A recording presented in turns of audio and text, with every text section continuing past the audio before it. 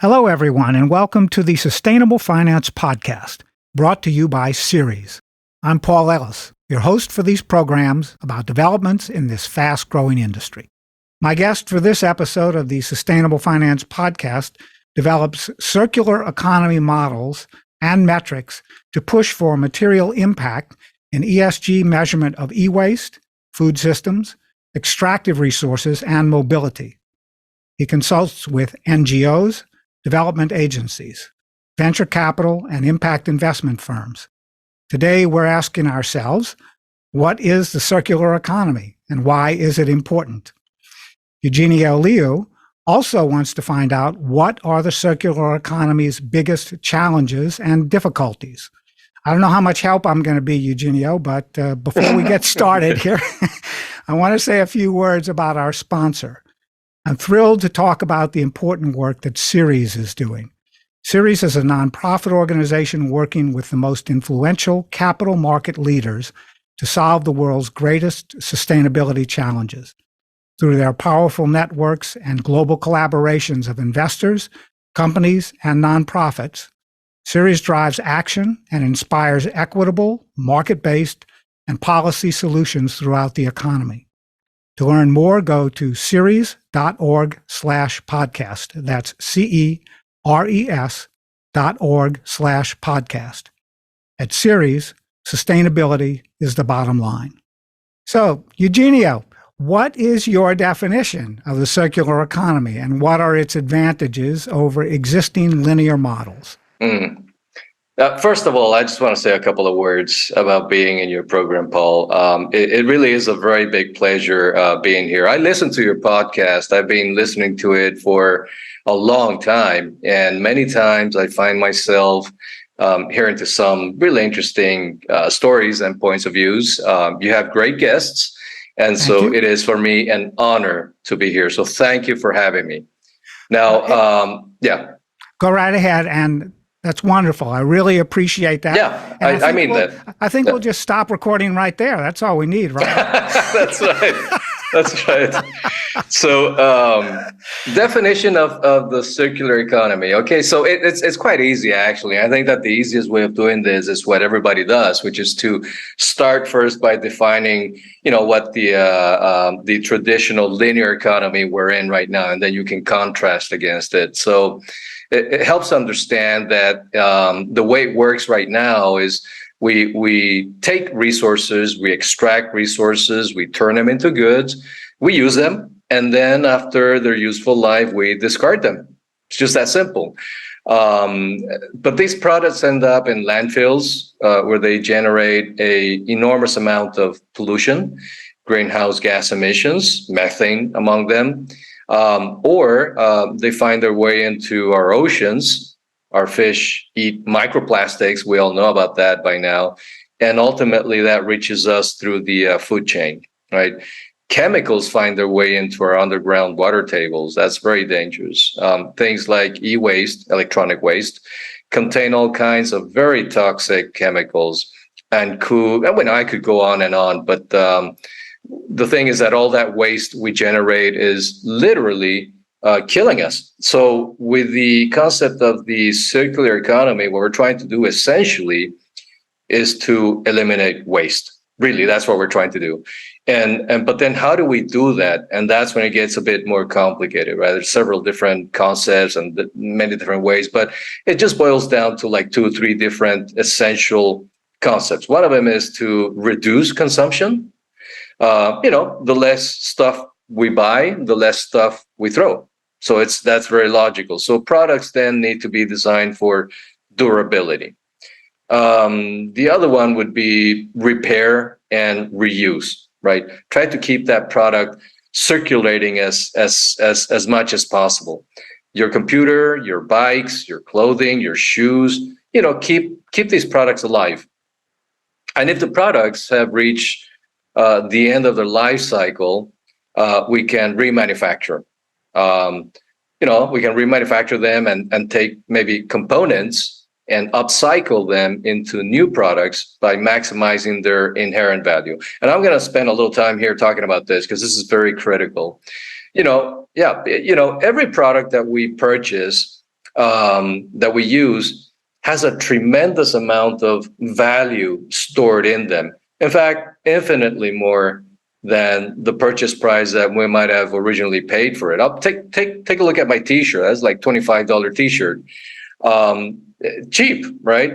And it probably started off as a cotton ball somewhere, maybe somewhere in India, I don't know, picked by some field worker who had to toil under the sun, right? Transported to some cotton mill and spun into a yarn.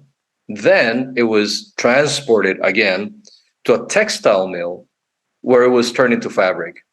That fabric was then transported to a clothing manufacturer, either in India, Pakistan, or somewhere all the way in Vietnam, where it was cut, sewn by workers who live under very, very sketchy conditions, you know.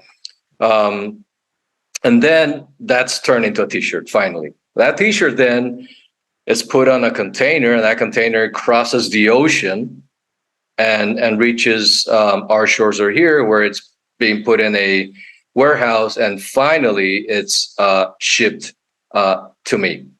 So this is just a very oversimplified example of the logistics that a very simple product like my T-shirt underwent.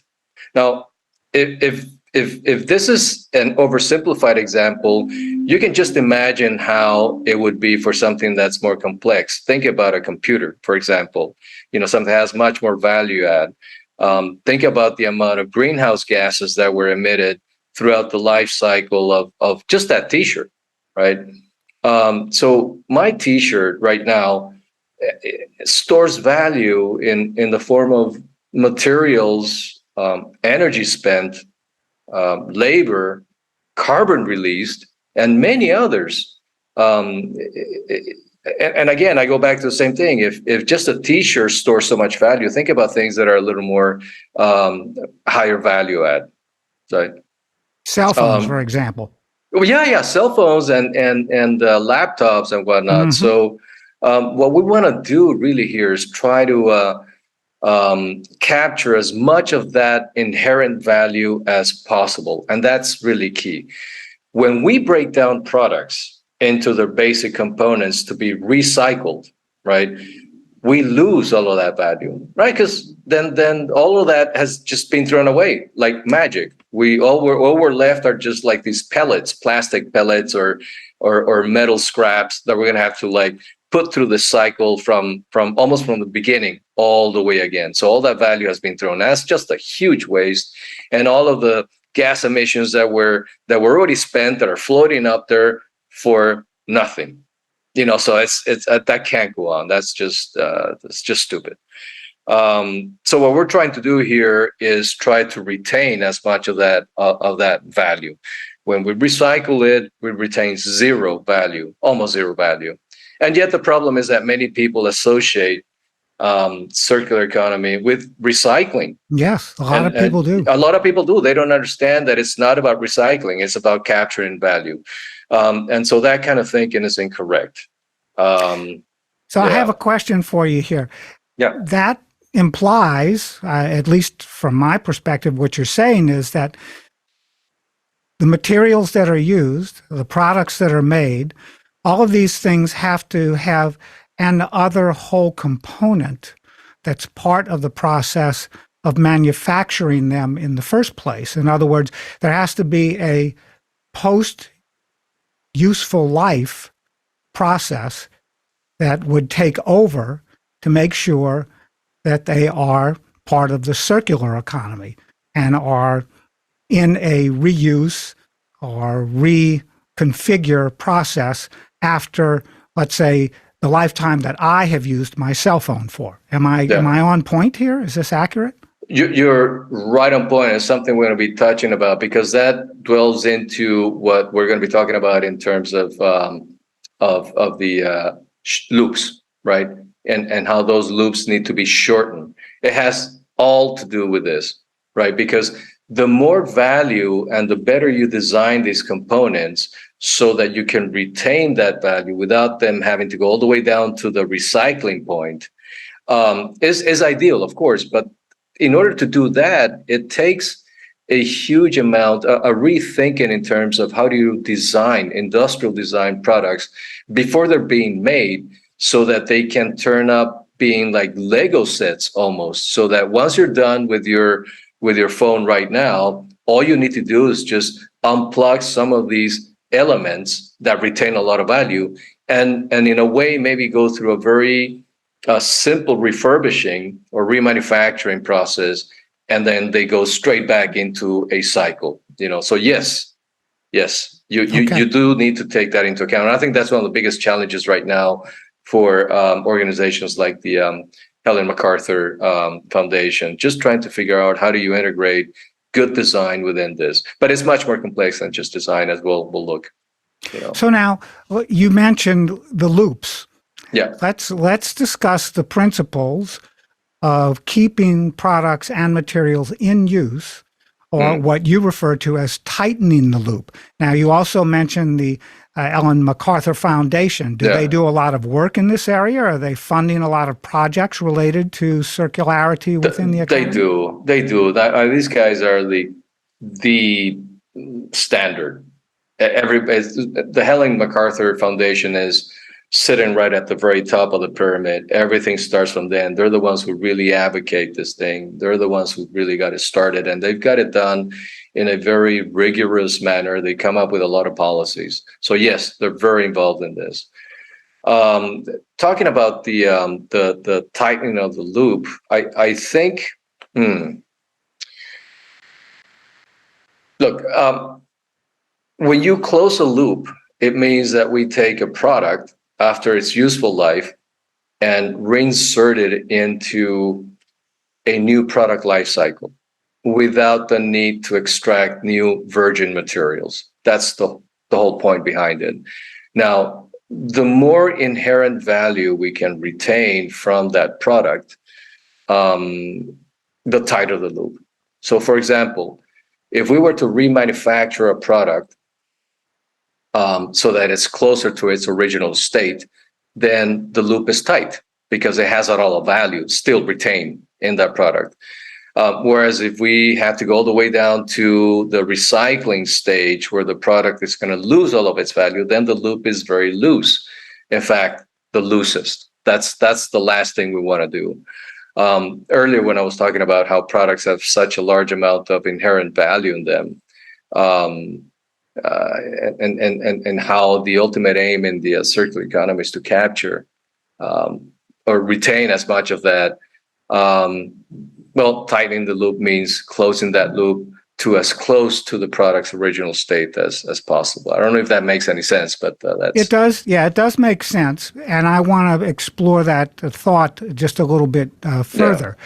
What that implies, again, to me, is that you've got an awful lot of companies, for example, across this whole process of the circular economy that need to be collaborating and in partnership in some way in order to achieve these tight loops that you're referencing. So you've got the resource mining company, you've got the manufacturing company, you've got the marketing part of the process, you've got the whole supply chain that is dealing with all of these processes that may be away from the original or the manufacturer who ends up getting paid to sell the product to you or me as a consumer. So realistically, Eugenio, how important is the need for collaboration and partnership to achieve this? Oh, you hit it right there, man. That's really the crux of the entire matter, in my view, right? Because there's a lot of good stuff going on, but if you really want to just go beyond waste recycling and waste recycling, which is what I'm just going to guess about maybe at least 50% of everything we're doing with the circular economy has to do with recycling. That's not really what we want to do, right? So in order to achieve that tight loop, there has to be collaboration. It's just extremely important. As I said, this is the crux of what we're trying to do. Retaining as much inherent value means altering the product as little as possible before reinserting it into a new loop, right? But how do you do that? How do you do that while allowing for, and this is the key, flexibility, so that the product can fit, seamlessly into the new or the next generation environment? Because, and just a pause here, because the other problem that we have with the circular economy is a concept of degrowth, right? Sell less and less and less products. And I don't have an answer for that, and I've been struggling with that, but it's related to what we're going to be talking about over here. So, for example, take a laptop computer you purchase today, and that maybe 5 years down the line, it becomes obsolete, right? And in order for us to reuse or remanufacture its electronic components, think about motherboards, CPUs, monitors, hard drives, we would need to, I think we will need to have two critical conditions. One of them is these things need to be designed one way or another in a modular mentality, so they can just unplug and plug, number one. But then how do you do that in a way that's flexible? That's where the problem is, right? So in order for you to really achieve that kind of flexibility, the R&D departments between all of these players, the manufacturing, the distributor, the retailer, all of these guys need to be like so much in tune, and their R&D departments need to be in tune. And that's very difficult because R&D, as you know, traditionally are a company's competitive advantage. They're not going to be very happy about sharing the real information with anyone out there. But the only way for this to work is to trust each other or reach some kind of a conclusion where we're working together in our own R&D. The way I look at this, maybe, Paul, is kind of a federated relationship. Okay. In the future, you know what I mean? So like we have here in the US, we have the federal government, right? We all are part of that federal government, but we're all individual states. We have our own prerogatives, we have our own laws, we all have our own, wants and needs and all that. So we have a certain amount of independence to compete, say, California against Texas, right? We have that, but we all fall under one common umbrella. So maybe it'll end up becoming something like that, because otherwise I can't see how you're going to be able to collaborate with these different supply chain elements while competing against each other. It just won't work. So my next question, I guess, is about this whole concept of degrowth, because what we're really talking about, and this is an important part of what we're covering here today, is this idea of disrupting the current realities that are out there regarding the entire supply chain and the entire product cycle for many different kinds of products and technologies that we use on a day-to-day basis. So this is being pursued in developed economies. From your perspective, how does this make sense as the circular economy approach for developing countries? And how can it bring disruption into those realities in those countries in a degrowth format? Because what we've used so far is all about growth, high growth, fast growth. Oh gosh, that's a tough one, man. You just sort of like threw everything at me, man. We got 3 minutes.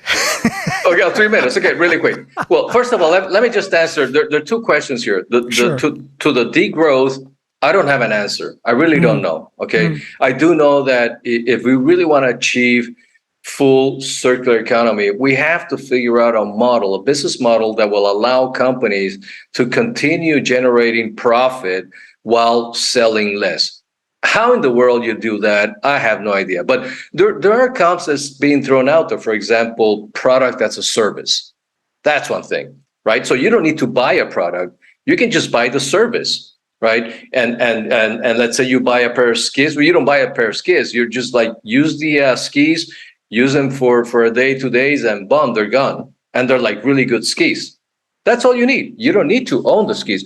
Cars could be the same way. Who knows? I don't know the answer to that, but I know that's a problem. Kayaks could be the same way. In the town that I live in, there's a guy who leases the kayaks for day use on the river. and Or it they could come be back to him. So could be clothing. It could be a whole bunch of things, right? So maybe there's a route that way. I don't know, right? Now, you're talking about how the circular economy works for Latin America. Well, no, not Latin America, developing countries. I say Latin America because I grew down there. I work with a lot of companies in Latin America. But the way that the circular economy can disrupt Latin America is, if I were to boil it down to a very simple concept, is that it will allow Latin America to leapfrog from a traditional linear development all the way straight into all the new stuff right now. Because the reality is, in order for you to seriously implement circular economy, you're going to have to integrate 4IR technologies. That stands for Fourth Industrial Revolution. What does that mean? Well, you're talking about the newest technologies. You're talking about robotics. You're talking about machine learning, AI, IoT. All that stuff needs to be brought in, because that's the only way that you're going to be able to turn supply chains talking to each other in the most efficient manner and identify, because there's going to be a lot of big data management, identify where things click, right? So you bring all this for IR into the game, and let's say in South America, okay, I'm not going to name any countries, but let's just say that one of these countries has a computer illiteracy of 90%. So only 10% in the country know how to use a computer. Well, if companies if the entire system and companies that belong to the system all of a sudden now have to work with the circular economy, then guess what? All of their employees or workers are going to have to very quickly be trained into anything that has to do with computing. Otherwise, there's no way they're going to get the job done. So it's a way of forcing quick development status, if you will. So again, it just helps people leapfrog what might take dozens of years to reach. And we're running out of time today, Eugenio. Yeah. But what I do want to suggest is that there are a lot of private market investment platforms in the developed economies today that are taking this kind of approach in the developing economies. When I talk to some of these people that are funneling a lot of capital into developing economies, one of the things that they will say is, look, these economies are already leapfrogging these new technologies because, quite frankly, everyone on the street has a cell phone and they use it for everything. Their banking, their shopping, their work, their communications, et cetera. So they're not buying a bunch of different devices to participate in their local economy. They're using one tool, one machine, and that's the cell phone that's in their pocket. Yeah. And they do banking that way as well. And they make sure their kids are okay at school and all of that kind of stuff. So China's one of them. Yeah. Yes. So what's happening to some extent already in terms of circularity in these developing economies is just that, is they are leapfrogging technologies that have been part of the infrastructure of the developed economies for at least 50 years and just going right past them. And the smart investment platforms that see that that's happening are the ones that are capitalizing this leapfrog effect. That's the simplest way I can put it today. We'll have to come back to it again in a future conversation and have one of those companies as an example that we can discuss. So, that'd be great. Yeah. Anyway, since we're just about out of time today, it would be very helpful if you can tell me where online our listeners can learn more about the circular economy and how they can get in touch with you about the topics that we've discussed in today's episode. Oh, sure. That's easy. The best way of reaching me, at least, is through my LinkedIn page. Just type in Eugenio Liu and it'll show up, And in terms of finding information on the circular economy, I think the first place to start has to be Ellen MacArthur Foundation. That's where you go. They will give you they have a very great website. It's very complete. You can start from the very basics all the way up to like the regulations and how the EU is implementing, circular economy into their Green Deal and all of all of these regulations that are coming out, the taxonomy and so on and so forth. So I would go there. I'd go to Ellen MacArthur. Okay. Well, listen, thanks again to Eugenio Liu, Sure. sustainability consultant for ESG strategy and development, and to our sponsor, the Ceres Accelerator for Sustainable Capital Markets. The Ceres Accelerator is a center of excellence within Ceres that aims to transform the practices and policies that govern capital markets to reduce the worst financial impacts of the climate crisis. For more information, go to ceres.org/accelerator. That's CERES.org/accelerator. And to our listeners, join us again next week for another episode. I'm Paul Ellis, and this is the Sustainable Finance Podcast.